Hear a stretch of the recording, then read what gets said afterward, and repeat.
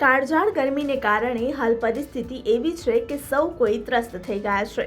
તેમાં પણ ખાસ કરીને હોસ્પિટલોમાં દર્દીઓને વધારે તકલીફ પડતી હોય છે।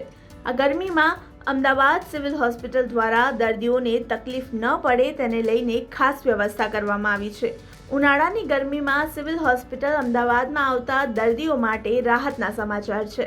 ઉનાળાના તીવ્ર ગરમીમાં રાહત આપવા માટે હોસ્પિટલ દ્વારા આ તમામ નોન એસી વોર્ડમાં એર કુલરની વ્યવસ્થા કરવામાં આવી છે, જેથી કરીને દર્દીઓને ગરમીથી રાહત મળી શકે।